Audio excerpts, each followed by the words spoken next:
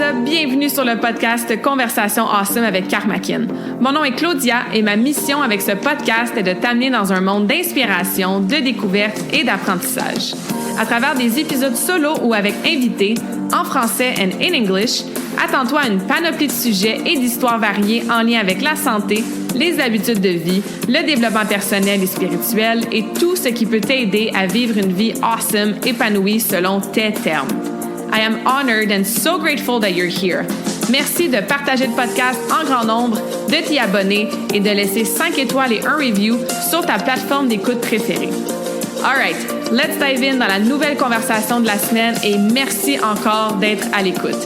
You're awesome.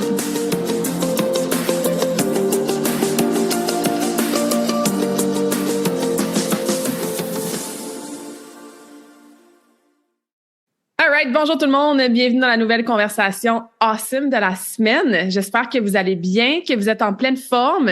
Si ça va un petit peu moins bien, un petit peu moins en pleine forme ces temps-ci, ben je sais que la conversation d'aujourd'hui va vous donner un bon boost d'inspiration. Aujourd'hui, c'est un épisode avec un invité spécial. Je reçois Jacques Aubin qui est, entre autres, coach, conférencier, auteur, motivateur, semeur d'espoir, quelqu'un que j'ai connu grâce aux réseaux sociaux. Ça a son bon côté, les réseaux sociaux. Rencontrer des gens extraordinaires, inspirants. On s'est rencontrés en personne pour la première fois lors du dernier congrès de la santé intégrative. Un super bel échange avec cette belle énergie positive-là que les deux on dégage. Une belle conversation inspirante. Puis j'ai dit, Jacques, il faut que tu viennes sur le podcast, parler de ton parcours, parler de toi. Donc, on est là aujourd'hui. Jacques, merci d'être là. Merci d'avoir accepté mon invitation. Puis bienvenue dans cette conversation awesome. Merci beaucoup pour l'invitation. Merci pour la belle rencontre d'ailleurs au salon, au congrès de la santé intégrative. C'était un beau moment. Écoute, je suis content de te croiser parce que normalement, on se voit sur les réseaux sociaux, mais j'étais super content de converser avec toi. Ouais, moi aussi, c'est ça. On s'était croisés parce que bon, on est entrepreneurs, on est dans le domaine de la santé, les deux on fait des conférences, on s'était jasé au téléphone aussi, mais tu sais, il y a quelque chose de bien sûr spécial d'échanger énergétiquement en personne avec quelqu'un. Donc là, vous nous encore entendez à l'audio, mais vous allez quand même percevoir la belle énergie, inspiration de Jacques à travers ton parcours, entre autres. Fait que ouais. Écoute, Jacques, t'as un parcours vraiment exceptionnel. Comme tu sais, moi, j'aide les gens à prendre soin d'eux, à intégrer des saines habitudes de vie sur le long terme. C'est sûr qu'il y a beaucoup de gens qui viennent me voir parce que leur premier objectif, c'est de dire « Ah, moi, je veux perdre du poids. » On l'entend souvent. T'as perdu, personnellement, je pense, autour de 225 livres dans ton processus de transformation personnelle. Parle-nous un petit peu de Jacques avant le début, là, la décision, l'élément déclencheur, qui était, je pense, autour de 2009. Qu'est-ce qui a fait en sorte que tu es devenu quelqu'un de autant sédentaire, obèse morbide, avec vraiment des mauvaises habitudes de vie, entre autres fumer la cigarette, etc. Parlons du avant cette transformation-là, parce que je suis sûre que certaines personnes vont se reconnaître probablement dans certaines habitudes, certaines attitudes, certains mindsets, certaines croyances. Tu sais. C'était qui Jacques là, avant cette transformation-là? Jacques, c'était tout ce qu'il y a entre 0 et 100 au niveau émotionnel. Jacques, c'était tout entre rien ou tout, c'est-à-dire dans l'excès, dans toutes les extrémités. Jacques aurait pu autant être un bon coach pour toi ou un bon mentor d'affaires à cette époque-là pour un autre entrepreneur, mais en même temps, c'est quelqu'un qui cachait bien toute sa tristesse, toutes ses émotions enfouies en dedans de lui. Jacques, c'était un humain qui assumait pas ses blessures, puis qui souffrait en silence, puis qui a pensé au suicide, qui se suicidait alimentairement, qui se suicidait avec de l'alcool, qui a été fumeur pendant 22 ans. Jacques, c'est quelqu'un qui faisait partie jamais de l'équation. C'est-à-dire que je prenais soin de tout sauf de moi. Puis je pense que c'est l'exemple de beaucoup de gens dans notre société. Ouais. Ah ouais. Moi, je travaille principalement avec des femmes, tu sais, puis je le vois tout le temps, là, les femmes qui vont mettre leur conjoint, la maison, leur travail, leur entreprise, leur profession, les enfants, bien avant elles-mêmes, tu sais. Puis c'est ça, un moment donné, ils se réveillent, puis bon, ils ont peut-être pas 225 livres de trop, mais ils se rendent compte qu'ils sont plus bien dans leur peau, qu'ils ont refoulé justement certaines expériences, certaines émotions, qui veulent quelque chose de nouveau, qui veulent rebooster leur estime de soi. Et c'est pas toujours facile. Tu le fais, toi, c'est pas toujours facile, hein, de changer les habitudes de vie puis de entreprendre une démarche comme ça. 10 livres, là, c'est 225 livres dans l'âme quand tu fais le pas bien. Hmm. Tu comprends? Tu sais, la dame qui a 20 livres de trop, là, elle n'est pas obèse morbide, mais dans son âme, dans son être, dans son esprit, elle a une lourdeur émotionnelle. Puis souvent, c'est là-dedans que tout se cache. Moi, j'ai coaché là, des centaines d'humains obèses ou en surcharge pondérale. Puis il n'y en a pas un là-dedans qui m'a dit ou qui a contesté le fait que émotionnellement il était blessé. Hmm. La plupart des gens qui partent en dérape, puis qui se laissent aller, qui font pas attention à eux, sont souvent blessés émotionnellement. Par un conjoint, par un passé, par des événements, peu importe. Puis des fois, c'est même pas par d'autres humains, c'est par soi-même, par manque d'estime de soi. Puis ces gens-là, ben, ils vivent dans ces blessures-là, puis ils les entretiennent. Ils en prennent soin de ces blessures-là, plus qu'ils prennent soin d'eux. Ouais. Pourquoi tu penses qu'on reste attaché, justement, souvent aussi longtemps à nos blessures intérieures? Il y a deux raisons principales, à mon avis. La première, pour entretenir une certaine victimisation, parce qu'on veut avoir le regard des autres sur nous, parce qu'on veut avoir un peu d'attention, un peu d'amour. C'est une perception de manque d'amour, fait qu'on cherche des moyens d'en recevoir. Ça, c'est une des deux raisons. La deuxième, c'est parce qu'on ne connaît pas la porte de sortie pour sortir de là. Ouais. Ouais. On est tellement longtemps dans ce marasme-là qu'on ne sait plus par quel chemin prendre pour sortir de là. Est-ce qu'il y a des blessures, toi, personnellement, que tu as été capable d'identifier pendant que tu étais dans cette période-là ou c'est venu plus tard dans ton processus de travail sur toi, de transformation, de perte de gras et même après, on en parlait justement avant d'enregistrer, tu sais que tu es là-dedans en ce moment avec l'écriture de ton livre. Ça a été quoi un peu le processus d'identifier les blessures que tu avais, j'imagine, il faut les accepter, après ça, il faut les guérir, tu sais, ça a-tu été quelque chose qui s'est fait progressivement? C'est des petites étincelles qui étaient encore allumées en dedans de moi, tu sais. J'en parle beaucoup dans le livre de cette petite lumière que j'appelle la petite lumière divine, le petit quelque chose qui n'a pas été atteint par toute l'humanité, le mal-être, puis ce qui vient des autres, puis qui est projeté sur nous, puis la propre projection qu'on a. Il y a cette petite lumière-là qui venait de temps en temps me rallumer quelque chose en dedans de moi, tu sais. Dans mon cas à moi, je me souviens d'avoir écrit 210 livres sur un carton. Ça, c'était le poids que je voulais atteindre. Finalement, j'ai fait mieux. Je me suis ramassé à 190 livres, mais derrière ce carton-là, j'ai écrit « J'ai décidé de me faire une place dans ma vie. » Puis, tu vois, c'est une petite étincelle de rien qui est venue comme allumer quelque chose qui disait « Sais-tu quoi? Tu n'as jamais pris soin de toi. Tu t'es jamais mis à ton agenda. » Ben, c'est toutes des petites étincelles comme ça qui se sont venues se rallumer. Puis naturellement, ben oui, lentement, j'ai comme accepté d'aller ouvrir, quand j'ai perdu le poids, accepté d'aller ouvrir cette vulnérabilité-là. Parce que, tu sais, quand tu enlèves ton armure de chevalier, d'obèse, tu deviens très vulnérable. Puis j'ai accepté de l'ouvrir, cette vulnérabilité-là, puis d'aller fouiller dedans, puis de dire, hey, si tu veux pas retourner d'où tu viens dans le corps que tu avais, il va falloir que tu soignes les choses qui t'ont emmené dans ce corps-là. Et c'est exactement ce que j'ai entrepris. Une chose à la fois. Les abus sexuels que j'ai vécus, les abus d'intimidation, les abus physiques, la domination de certains humains sur moi, la propre maltraitance que je me suis faite, le manque d'estime. Tu sais, parce que ce que les autres nous font, c'est ce que les autres nous font. C'est ce qu'on fait avec après.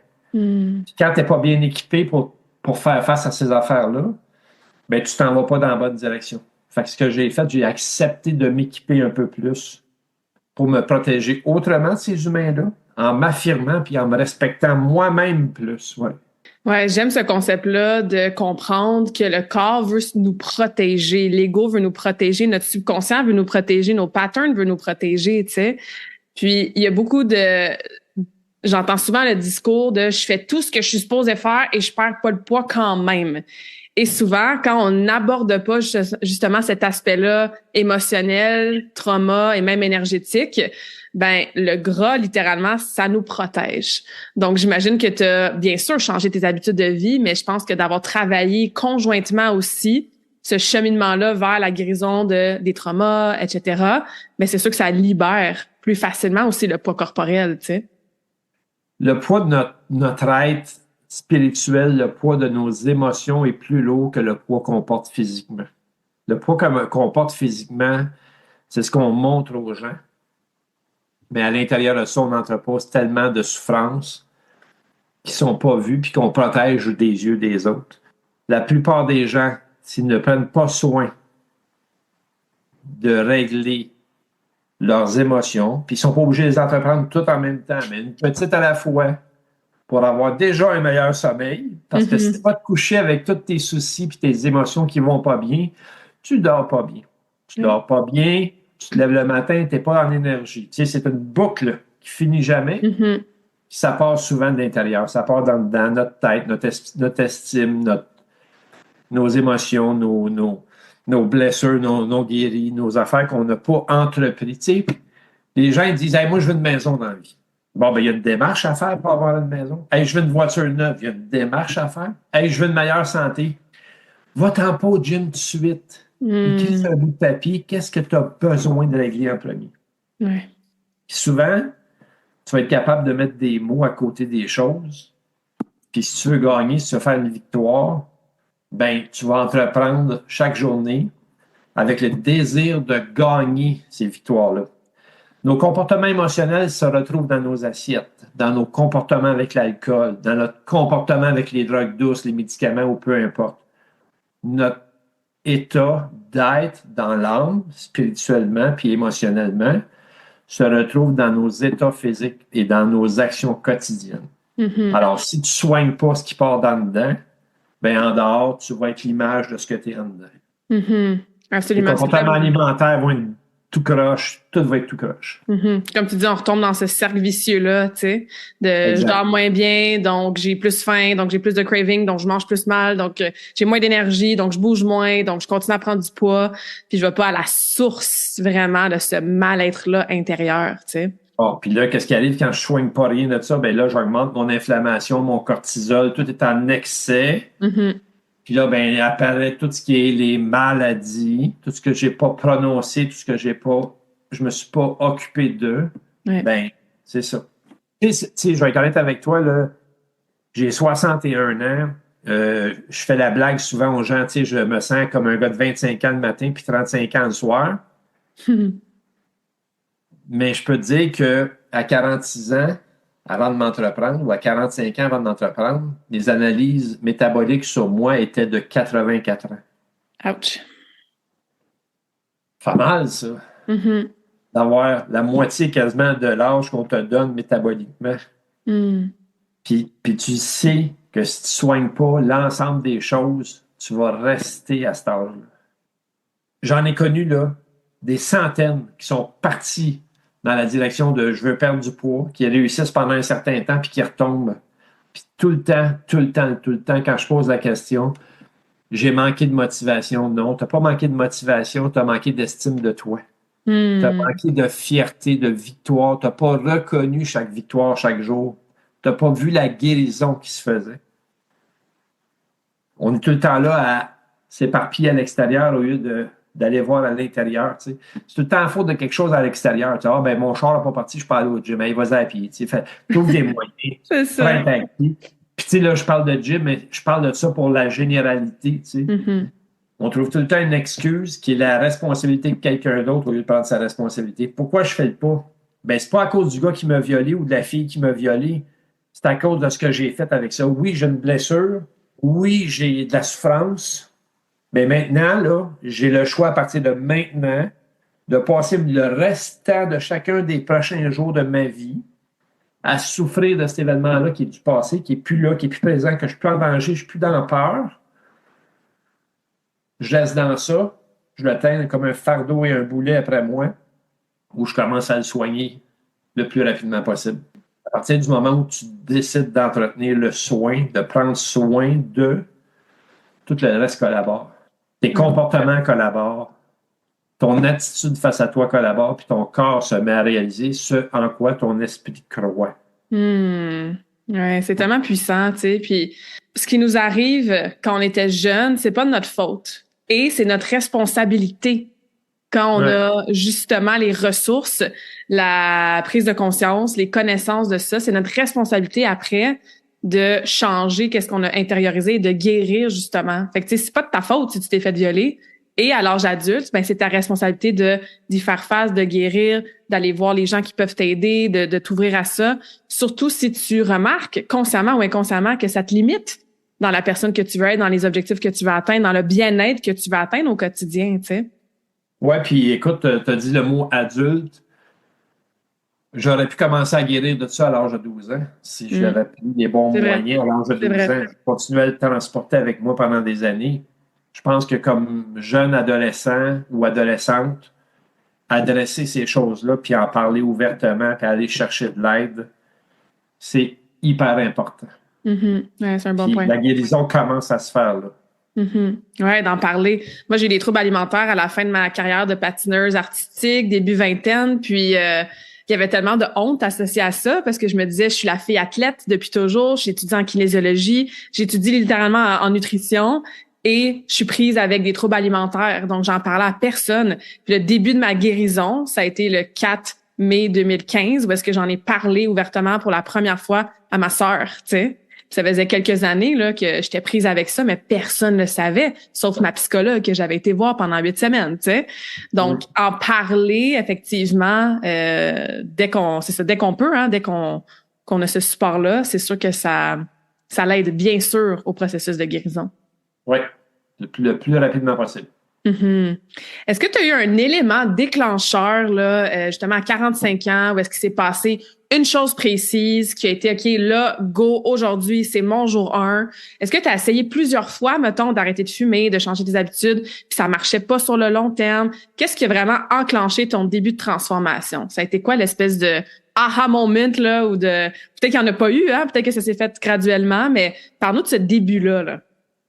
Tu sais, ça avec, c'est tous des petits spikes qui arrivent à certains moments. Tu sais, les gens disent, hey Jacques, ouais, t'as pris pas mal de poids, fais attention à toi, j'ai peur pour ta santé. Puis ça, t'entends ça plus ou moins bien. Tu sais, la réponse, c'est, moi, je suis un humoriste, là.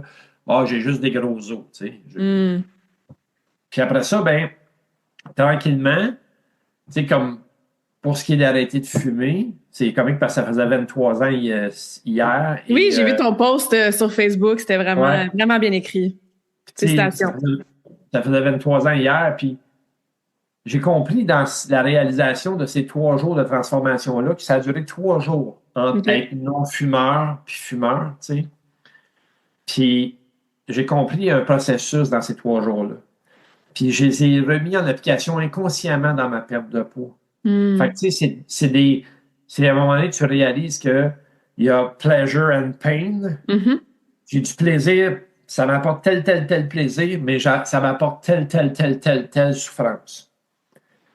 Puis quand tu es tu dis, hey, comment je pourrais comme transformer mes plaisirs en souffrance, puis mes souffrances en plaisir.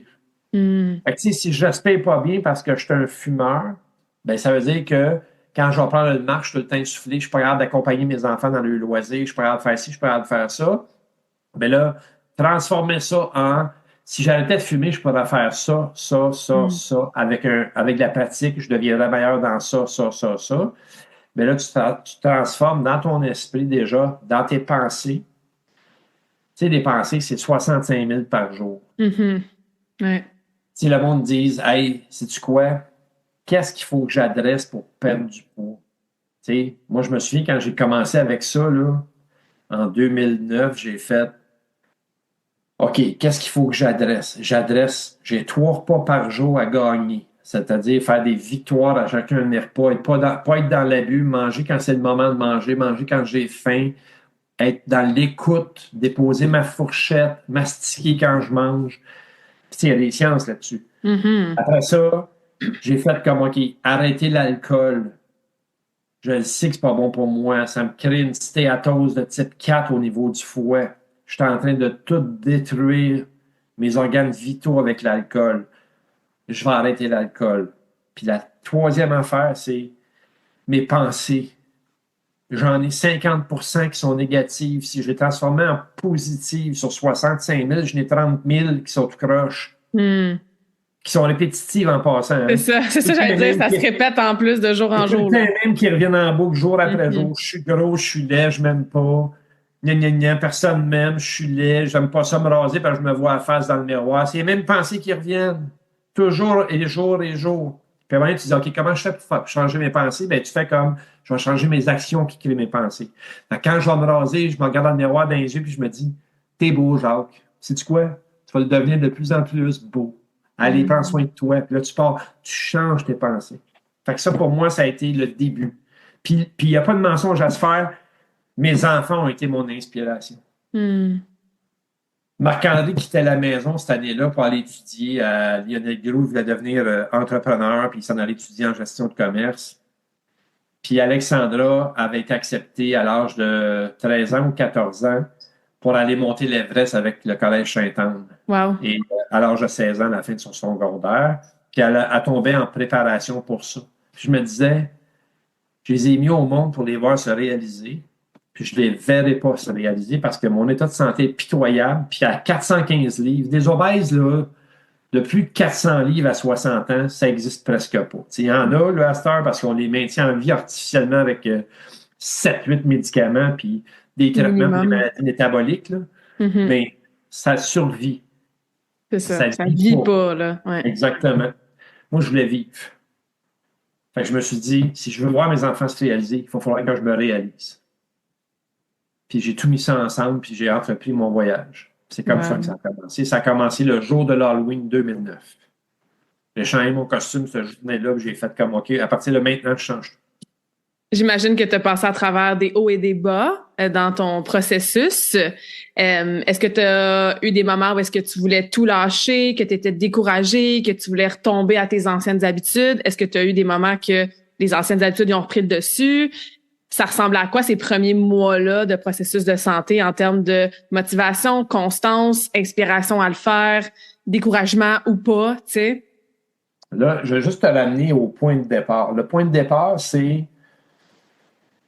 que j'allais promener les chiens, j'allais à la boîte aux lettres à pied à 125 mètres, puis je ramenais les chiens à la maison. Tu sais. Un mois avant, j'y allais en auto, là, à 125 mètres. Puis là, j'ai commencé à promener les chiens, puis là, j'allais de plus en plus loin que les chiens. Puis à un moment donné, je suis rentré au gym. Puis au gym, là, j'allais là à 4h30 du matin pour ne pas me faire juger. Mais il y avait quand même 4-5 snoros qui s'entraînaient en même temps, puis faisaient la même affaire. Ils ont fait ça pendant 5 ans. Je suis entraîné là. Ils faisaient les mêmes affaires pendant 5 ans. 5 snoros, le même appareil, un après l'autre, let's go.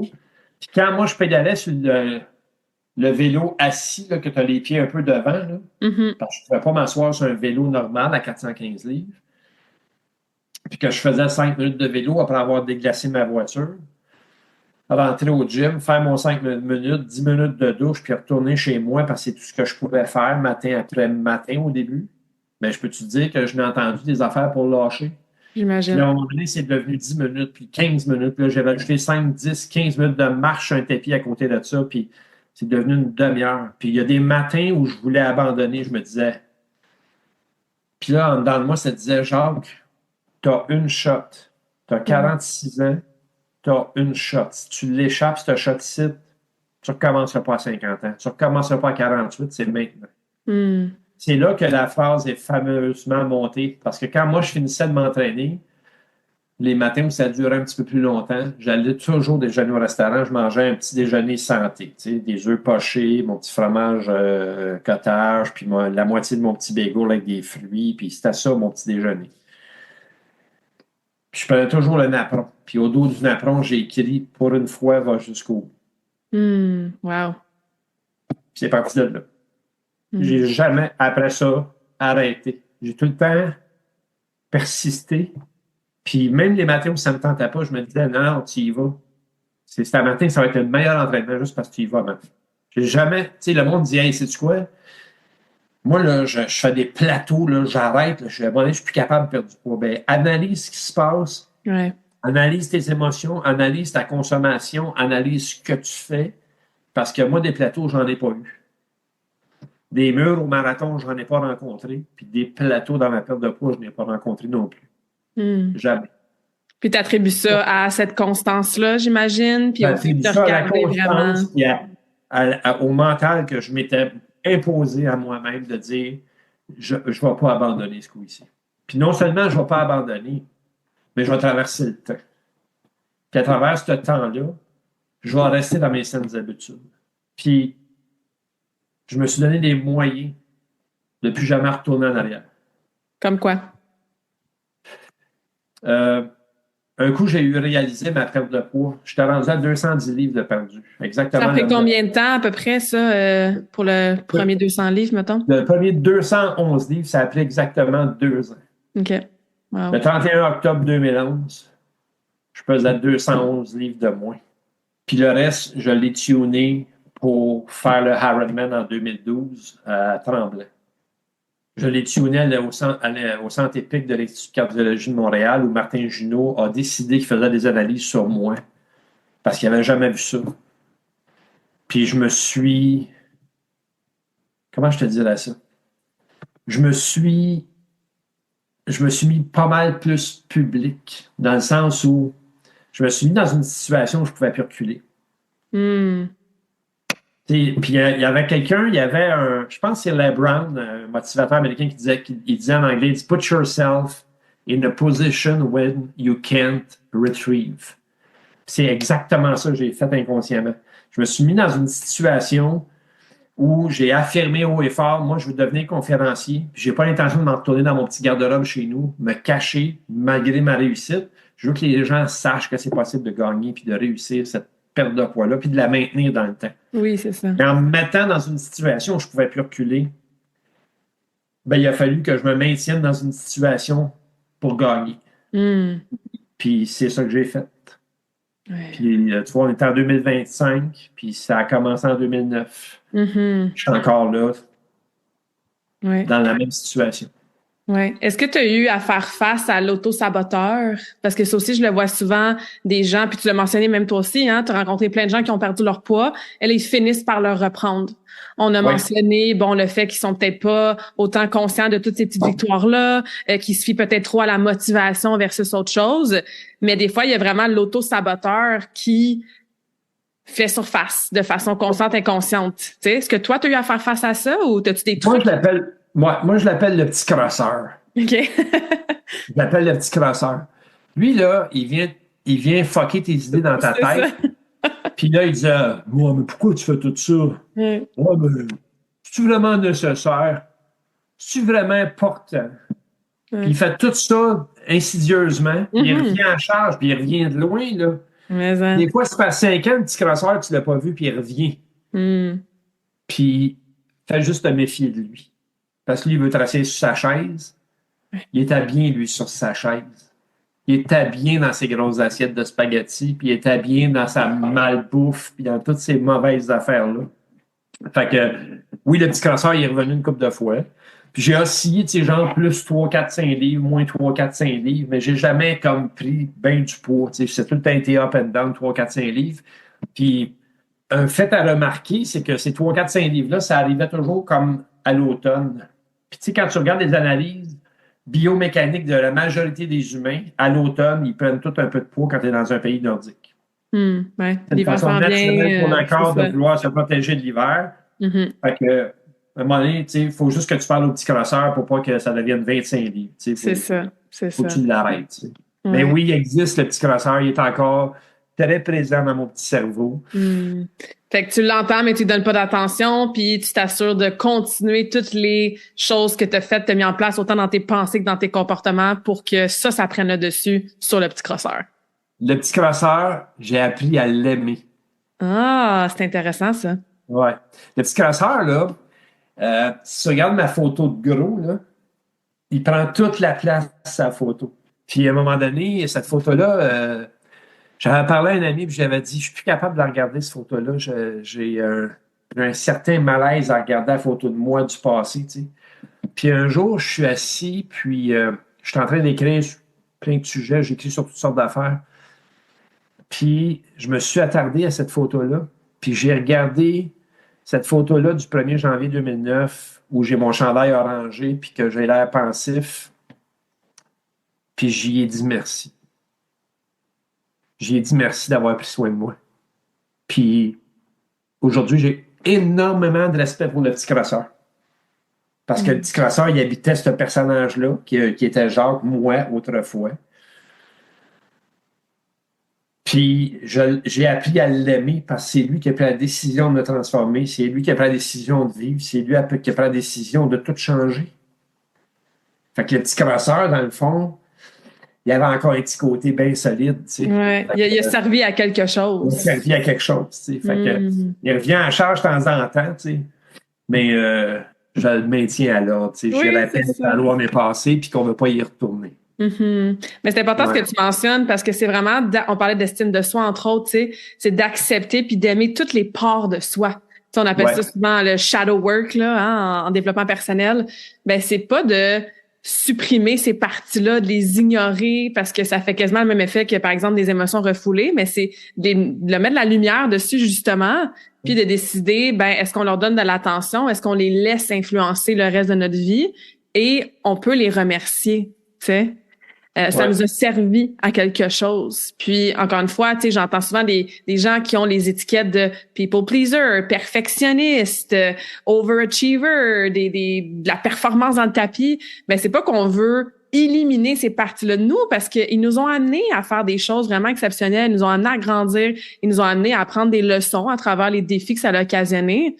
Mais c'est de les accepter, puis j'ai comme le mot pardon aussi qui vient. T'as-tu un travail de pardon à faire envers toi-même ou envers les autres personnes? Est-ce que, on entend encore une fois ça souvent dans tout le travail de guérison, de développement personnel, tu sais, apprendre à se pardonner, à pardonner ces espaces-là qui font de nous la personne entière qu'on est, à pardonner les autres peut-être, tu sais, c'est quelque chose que toi, t'as intégré dans ton processus? Écoute, le pardon, c'est arrivé tardivement dans le processus. Okay. Puis je vais te raconter le pardon tout de suite après, mais je vais revenir un petit peu en arrière sur le personnage, le petit crosseur, le gars de 415 livres. Qu'est-ce que j'aurais à raconter aujourd'hui si je n'étais pas passé par le gars de 415 livres? Qui je pourrais inspirer si je n'avais pas parti de ce personnage-là pour devenir qui je suis aujourd'hui? Fait que tout ce qu'il a été a servi à devenir qui je suis aujourd'hui. Puis, c'est pour ça que je l'aime. Parce que il a transformé ma vie en entier. Tu sais, aujourd'hui, je peux mettre le mot auteur à côté de mon nom parce que j'ai écrit un livre. Parce que ce petit crosseur-là, il a fait de moi un auteur. Il a fait de moi un conférencier. Il a fait de moi un coach en développement humain, un entraîneur physique. Il a fait de moi un expert en cyclisme, un expert en course à pied, un préventionniste en blessures sportives. Toutes des études que j'ai refaites parce que le petit crosseur, qui n'avait aucune de ces notions-là, qui est un jeune sportif quand il était jeune, mais comme adulte, avait perdu toutes ces notions-là.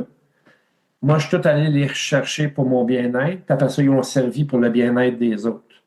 Aujourd'hui, ben, je suis dans le bien-être des autres. Pour en revenir au pardon, tu sais que je suis atteint d'une maladie neurodégénérative qui ressemble à la sclérose en plaques. Tu ne savais pas ça? Non. OK. Ben, en 2013, suite à un vaccin d'influenza, je suis atteint d'une maladie neurodégénérative dans les 24 heures qui suivent. Bon, là, les gens, je ne veux pas qu'ils pensent là, que je blâme le vaccin, mais la neurologue m'a carrément confirmé que le vaccin avait eu un impact sur mon système neurologique. Puis je me retrouve quadraplégique à l'hôpital, le visage affaissé d'un côté, comme si je faisais un AVC. Puis le corps qui ne fonctionne plus de bras, plus de jambes. On est obligé de me lever pour m'emmener aux toilettes, là, avec un filet. Là. Wow. Et en 2022, là, vous saurez et vous apprenez en même temps tout le monde que j'ai pas pris le vaccin pour la COVID. Ma neurologue m'a clairement conseillé de ne pas toucher à ça. Parce que moi, virus ou antiviral a le même effet dans mon corps. Il y a un étranger qui rentre, mon système immunitaire, c'est pas parce qu'il n'est pas bon. Il est trop bon. Mais tu sais, c'est tout ce qui bouge qu'il ne reconnaît pas. Et il détruit ma myéline, ce qui fait que je deviens quadraplégique. Ça dure à peu près 10 jours en moyenne.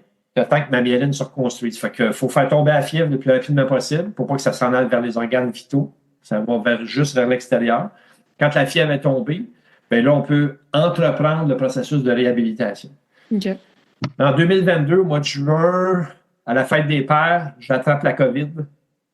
Je suis dans un restaurant, j'emmène ma mère souper au restaurant, puis je pogne la COVID, puis je le sais. Je le sais, écoute, je le sens. C'est quand moi, j'ai cet état-là, je sens un écoulement au niveau de la bouche, du coin de la bouche, parce que la paralysie faciale commence à se faire. Puis, le lendemain, je suis à l'urgence à Sainte-Agathe, première fois dans cet hôpital-là, parce que je suis dans les Laurentides depuis 2019. Puis la dernière crise avant ça avait été en 2016. Fait que je suis rentré à l'hôpital, on m'a traité. Puis quand je suis sorti de là, je suis allé au gym pour faire ma réhabilitation parce que je me connais. J'avais commencé ma réhabilitation à l'hôpital. J'avais demandé à la physiothérapeute de m'amener les outils que j'avais besoin pour me réhabiliter pendant que j'étais alité. Et j'ai continué ma réhabilitation au gym. Et là, j'ai subi le sarcasme d'un jeune homme, un gars de 40 ans qui s'entraîne là, puis qui sait tout, puis qui, tu sais, le genre, il joue au kin, mais il doit être son coach. Puis à un moment donné, il s'est pris, il était sur mon cas ce matin-là, puis tu sais pas t'entraîner, il sait pas que je suis en réhab. J'essaie de faire des squats, mais le plus léger possible, puis je suis un peu croche, puis j'essaie de me replacer, mais je sais que mon système neural, il faut que je le rééveille, fait que je travaille là-dessus, et là, il m'attaque, tu sais pas t'entraîner, t'es un cabochon, non. Puis à un moment donné, j'enlève mon écouteur, puis je lui dis, qu'est-ce que tu dis, là? Puis là, il revient à la charge, puis là, je lui dis à un moment donné, hey, toi, là, puis là, je sac après, puis j'ai dit, calisse-moi patience. Tu me connais pas, tu connais pas ma situation, calisse-moi patience. Sauf que tous les matins, j'entrais au gym. Après, je le regardais et j'avais de la haine. J'avais de la colère dans moi. Puis en janvier 2023, je suis rentré au gym. Je l'ai vu au gym. Je suis foncé vers lui. Il pensait que je m'en allais lui donner une volée, je pense. Il m'a regardé comme impressionné. Puis là, j'ai dit, hey, c'est Mathieu ton nom? Il dit oui. J'ai dit, j'aime ça te demander pardon. Il dit, pourquoi? Je te demande pardon parce que en juillet dernier, j'ai mal perçu que tes intentions étaient de m'aider. Puis ça a changé un paquet d'affaires au niveau du pardon dans le moi, parce que j'ai compris que c'est quoi les vraies intentions des gens. Maquiller derrière des choses qu'ils font ou des réactions qu'ils ont comme humains, avec ou peu de moyens qu'ils ont. C'est ça. C'est quoi les intentions? Puis à partir de là, ben, je suis parti dans le pardon, puis j'ai accepté de pardonner tous les gens qui sont passés sur mon chemin, m'incluant, pour justement faire le vide par rapport à tout ça. Puis dire, hey, c'est quoi? Il est temps que tu débarques ça sur tes épaules. Tu n'as plus besoin de ça. Débarque ça sur tes épaules. Ouais. Ce temps-là, je suis encore plus léger. C'est ça. Ça va chercher une paix intérieure, puis on le fait surtout pour soi. Ouais. C'est ce que j'ai remarqué aussi. Quand tu pardonnes à quelqu'un, mais tu le fais pour toi. Ça excuse pas le geste qui a été fait. Non. Et on est capable d'être dans la position justement pour comprendre que les gens, ils font ce qu'ils peuvent avec ce qu'ils ont. On a tous des lunettes de perception différentes selon notre passé, nos expériences, notre programming, notre ego, notre subconscient, etc. Et on le fait pour se libérer nous-mêmes, tu sais. Ouais. Est-ce que tu trouves ça plus dur ou tu as trouvé ça plus dur pardonner aux autres ou à toi-même? C'était plus dur de me pardonner à moi. J'ai encore, tu sais, je te parlais en intro avant qu'on tombe en enregistrement, que je travaille beaucoup là-dessus actuellement à essayer de valoriser le petit gars de 7 ans dans moi qui a toujours été là, puis que je n'ai pas laissé prendre sa place, que je n'ai pas laissé habiter. Puis j'ai l'intention d'y faire de plus en plus de place, puis pour qu'il soit de plus en plus bien. Qu'est-ce qui fait du bien? Avant de me poser la question à moi, Jacques, là, 61 ans, qu'est-ce qui te fait du bien? Je dis, OK, Jacques, 7 ans, qu'est-ce qui te fait du bien? Ouais. Ce qui me fait du bien, c'est aller courir en forêt, c'est aller faire de la randonnée, c'est d'être avec des humains. Tu sais, moi, j'aime ça, être en réseau. Tu sais, les événements comme le congrès, là, je pourrais être conférencier sur le congrès ou je pourrais être animateur ou faire plein d'autres affaires sur le congrès.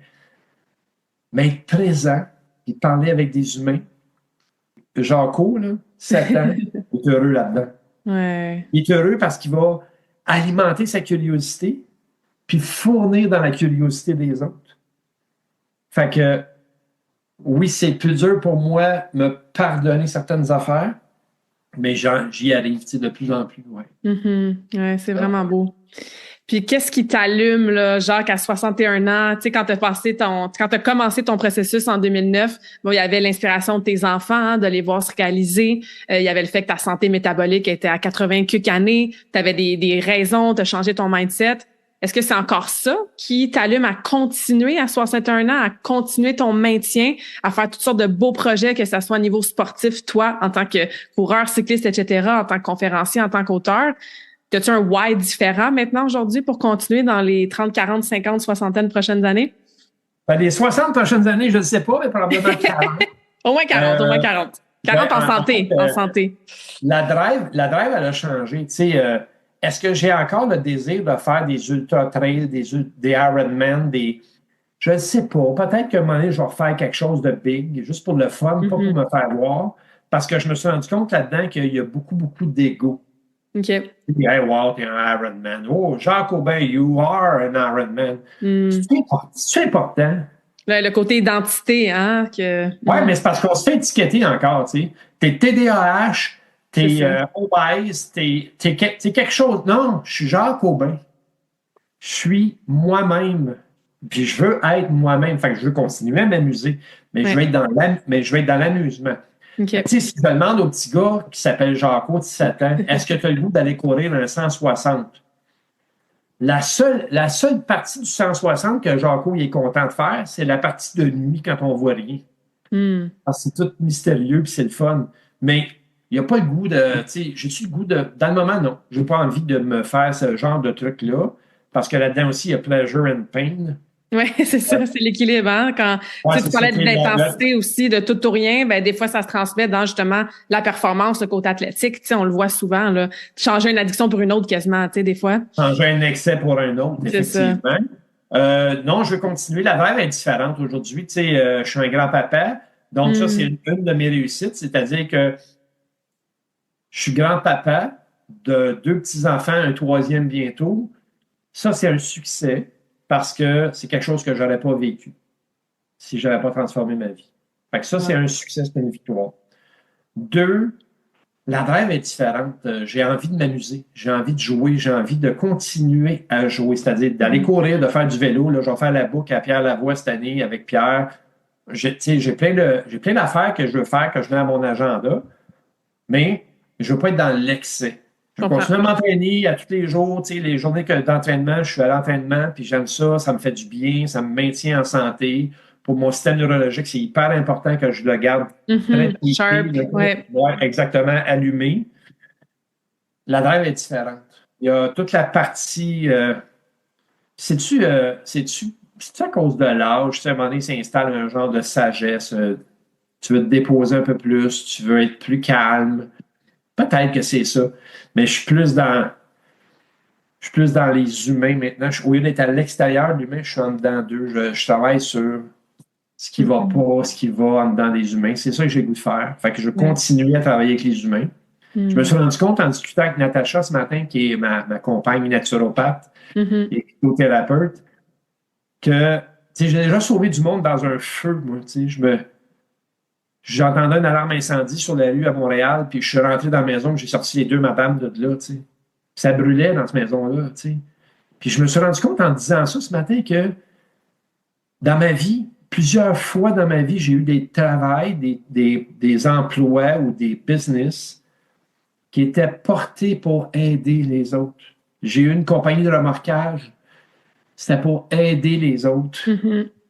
Puis mes actions ont tout le temps été portées vers aider les autres. Puis à quelque part, il y a quelque chose de malsain là-dedans parce qu'à force de vouloir aider les autres, j'ai oublié de m'aider moi-même à cette époque-là. Aujourd'hui, je suis présent dans l'équation. Tu sais. C'est ça. Je dis aux gens, mettez votre nom dans l'agenda, c'est pas une blague que je fais. Là. Je fais vraiment Tu es au gym demain matin? De quelle heure à quelle heure tu es là? Parfait. Marque ton nom, puis marque gym à côté de ton nom. Quand tu vas au cinéma, marque cinéma, ton nom à côté. Ouais. Mets-toi dans ton agenda. Parce que c'est facile de s'oublier. Mais je veux continuer à aider. Puis là, ben, tu sais, on organise des voyages de reconnexion. On va dans le sud pour faire ça parce qu'on veut extirper les gens de leur milieu. Si tu les laisses dans le milieu avec le téléphone cellulaire, ils vont rester dans leur misère. C'est ça. Ils vont entretenir leur misère. On veut les sortir de là. Les conférences, c'est pareil, tu sais. Je veux continuer à donner des conférences. Je veux continuer à faire du coaching individuel. Je veux continuer à servir. Je me dis, il y a du monde qui prenne le retraite à ton âge, Jacques. C'est quoi ça? On dirait que toi, tu fais juste commencer, là, tu sais, puis qu'il y a encore tellement de belles choses qui t'allument, là, c'est... Ben, exactement. T'as la santé pour le faire, c'est ça qui est awesome, là, c'est que t'aurais pas pu faire ça si t'avais pas pris ta démarche à 45 ans, tu sais. Exactement, tu sais, la santé que je me suis offerte, puis que l'univers a bien voulu me donner, parce que, tu sais, elle a pu dire, hey, sais-tu quoi, en chemin, ramasse donc ça au passage, puis ramasse ça au passage, puis sois de plus en plus malade, puis guéris-toi, puis replace-toi, puis bois-toi encore. Oui, j'en ai eu des conflits, des batailles avec moi-même, puis des petites maladies, des trucs qui sont arrivés, mais je suis passé à travers. Je me suis relevé à chaque fois parce que j'avais une décision de prise, puis j'ai décidé que je voulais être en santé puis en vie. Oui. Puis là, je continue, puis j'ai du plaisir à le faire, puis je continue à avoir ce plaisir-là, puis à partager ce plaisir-là. Je suis tellement comme rempli de quelque chose qui s'appelle de l'amour que j'ai le goût de le partager, puis j'ai le goût de te dire, hey, sais-tu quoi, je vais t'en donner une petite dose. T'as-tu le goût d'une petite dose? Tu sais, au lieu d'avoir une petite dose de Zampic ou de whatsoever, je vais te donner une petite dose d'amour, une petite dose de fierté de toi-même. Ouais. Les événements de course dans lesquels je suis, qui sont à moi, c'est la même affaire, tu sais. Pourquoi tu fais ça, Jacques? Parce que quand je mets la médaille dans le cou de quelqu'un, je viens de créer une petite étincelle d'estime de soi. Là, les enfants embarquent là-dedans, puis le conjoint embarque là-dedans, ou la conjointe embarque là-dedans. Puis là, il y a une équation d'estime dans un milieu familial. Ils ramènent leurs 4 petites médailles à la maison. Ils vont souper ensemble, ils vont festoyer autour de leur fierté du jour. Puis là, je viens d'allumer une étincelle. C'est ça que j'ai le goût de faire. Ah ben ça s'entend, ça paraît, ça se transmet, puis ouais, c'est vraiment, vraiment inspirant. Toi, est-ce qu'il y a quelque chose que tu es vraiment fier de toi, mais qu'il y a pas grand monde qui le savent, au-delà de les fiertés qu'on voit, que tu projettes sur justement les réseaux sociaux, dans tes conférences? Y a-t-il quelque chose de personnel que tu es vraiment fier de toi puis qu'il n'y a pas beaucoup de monde qui sont au courant? Oh mon Dieu. Ben, tu sais, il y a bien du monde qui sont au courant, mais tu sais, je suis fier de m'être remis en question. Surtout dans les dernières années, beaucoup. Je me suis beaucoup remis en question par rapport à mes choix. Puis j'ai encore fait beaucoup de choix dans les dernières années. Puis ces choix-là, je les ai faits pour... Tu peux pas propulser hors de toi les bienfaits de se choisir si tu ne te choisis pas. Il y a encore des affaires, des traces dans ton équation quotidienne qui ne vont pas bien. Tu te dois de faire le ménage puis d'en prendre soin. Puis c'est ça que j'ai décidé de faire. Puis aujourd'hui, je me retrouve dans une situation où tous les endroits où je suis bien dans ces endroits-là. Super. C'est parce que j'ai choisi de faire le ménage, de m'affirmer, de me respecter. Est-ce que tu es bien dans ce que tu fais aujourd'hui? Non, parfait. Moi, je disais, écoute, je donnais des conférences chez Pomerleau, puis devant le président, là, M. Pomerleau, je disais à ses employés, si vous ne l'aimez pas, votre boss, là, arrêtez de le servir, allez en servir un autre. Parce que dans le moment, vous ne lui rendez pas service, puis vous ne vous rendez pas service. C'est ça. Aimez-vous assez pour vous choisir, puis prendre l'emploi qui va aller avec vos besoins, puis qui va vous rendre heureux. Peu importe ce qu'on fait dans la vie, il faut être heureux quotidiennement. C'est une journée, c'est peut-être la dernière. On peut-tu être heureux? C'est juste ça qui est important. Oui. Ah, super. Jacques, où est-ce que les gens peuvent connecter avec toi, en apprendre plus sur le livre qui s'en vient, tes conférences, tes projets? Je vais tout mettre ça dans la description du podcast, là, mais parle-nous un petit peu de ces plateformes-là. Il y a jacquescobin.com que les gens peuvent me suivre. Il y a sur les réseaux sociaux Facebook et LinkedIn, naturellement.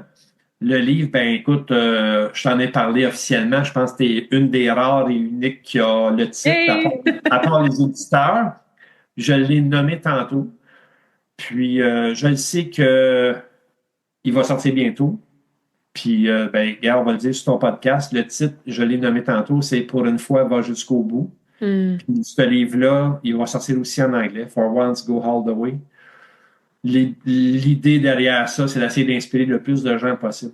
de montrer aux gens qu'avec la résilience, mais avec le désir de vaincre, on peut traverser n'importe quelle épreuve dans notre vie. N'importe quelle épreuve. Il faut juste vouloir totalement. On a vraiment hâte de lire ça. Moi, je me sentais vraiment privilégiée quand tu m'as dit le titre. Puis tu m'as dit aussi littéralement, tu as dit, tu sais, Claudia, je voulais pas que ça soit juste un livre sur un gros qui perd du poids. Tu sais. Fait que je trouve ça super profond. Puis bien sûr, on l'entend dans la conversation aujourd'hui à quel point c'est au-delà du chiffre sur la balance à tellement de niveaux. Donc, merci. Bravo pour ton cheminement. Puis j'ai vraiment hâte de voir la suite de tous ces beaux projets-là. Je te souhaite d'être en paix, d'être heureux, de te choisir, de continuer avec cette belle inspiration-là que tu fais pour toi en premier, puis bien sûr pour les autres, parce que c'est notre mission, de vraiment s'occuper de nous, de vivre une vie selon nos termes, puis après ça, d'inspirer les autres à faire la même chose. Je pense que c'est comme ça qu'on peut arriver à faire des beaux changements dans la société, puis à littéralement changer le monde, tu sais. Ouais, écoute, une phrase que je vais toujours retenir, c'est « Sème un jardin que les autres pourront cueillir ».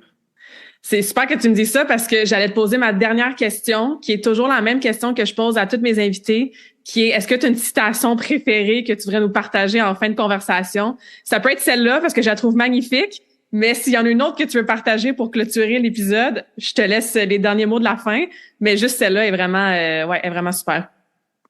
Quand j'ai commencé mon processus de perte de poids, je vivais avec une belle maman qui souffrait beaucoup de hypochondriaque, puis elle avait eu cancer à 60 ans, elle était rendue à 80, 85, puis elle avait toujours peur de mourir. Puis mourir, c'est quelque chose qui va nous arriver. Il faut juste accepter de vivre si on veut bien mourir.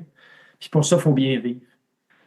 J'avais écrit une phrase qui disait « J'aimerais mieux mourir en vivant hors de ma zone de confort que d'attendre la mort dans le doute, le regret et la peur. »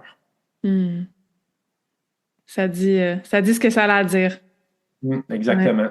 Je pense qu'il faut aller au-delà de ces 3 mots-là, puis s'accomplir. Si tu vas à l'hôpital aujourd'hui, puis tu rencontres des personnes âgées, puis tu vas juste à leur chevet à l'hôpital, puis ils te regardent, puis ils disent « J'aurais aimé ça être en forme comme toi à 60 ans. J'aurais aimé ça faire telle affaire. J'ai pas vu tel pays. J'aurais aimé ça visiter ça. » Ça, c'est des regrets. Puis ça veut prendre 95% des personnes âgées à l'IT qui vivent des regrets. J'aurais aimé ça voir plus souvent mes enfants. Tu sais que quand tes enfants partent de la maison à 18 ans, tu as vu 90% de ton temps qui est passé avec eux autres, il est déjà passé à 18 ans. Le restant de ta vie, il reste 10% de fois où tu vas voir tes enfants. Du temps important. Fait que quand tu es avec tes enfants, un coup qui ont quitté la maison, lâche ton hostie de téléphone cellulaire, concentre-toi à eux. Présente-toi à eux pour être présent à eux. Ouais. C'est ça que moi, j'ai le goût de faire avec ma vie. Tu le fais déjà bien, Jacques, puis on te souhaite de continuer pour encore longtemps. Et Claudia, je te remercie énormément pour le temps alloué ce matin. Merci à toi.